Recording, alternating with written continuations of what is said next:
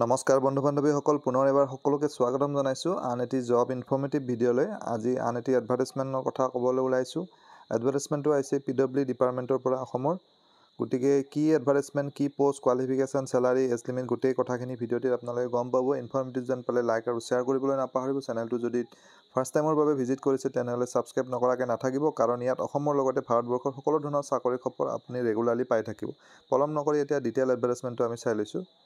এইখন এডভাৰ্টাইজমেণ্টখন আৰু এডভাৰ্টাইজমেণ্টখন PWD ডিপাৰ্টমেণ্টৰ পৰা আহিছে আৰু ইয়াত পোষ্টটো যিটো হৈছে এইটো কণ্টেক্সচুৱেল পোষ্ট হ'ব, পাৰ্মানেণ্ট পোষ্ট নহয়। 11 মান্থছৰ বাবে এইটো এডভাৰ্টাইজমেণ্ট আহিছে। পজিশ্যনটোৰ নাম হৈছে GIS এনালিষ্ট, PWD ডিপাৰ্টমেণ্ট অসমৰ। আৰু ইয়াত এটাই পোষ্ট আছে আৰু যাৰ বাবে কোৱালিফিকেশ্যন বিচাৰিছে মাষ্টাৰ ডিগ্ৰী ইন জিঅ'লজি বা জিঅ'গ্ৰাফী। এই দুটা বিভাগত যদি মাষ্টাৰ ডিগ্ৰী কৰিছে তেতিয়াহ'লে এপ্লাই কৰিব পাৰিব।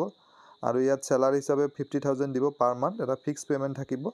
আৰু যিসকলে ইণ্টাৰেষ্টেড হয় তথা এলিজিবল হয় তেওঁলোকে এপ্লিকেশ্যন ফৰ্মখন ইয়াতে ইমেইল এড্ৰেছটো দিয়া আছে as-guw2@nic.in।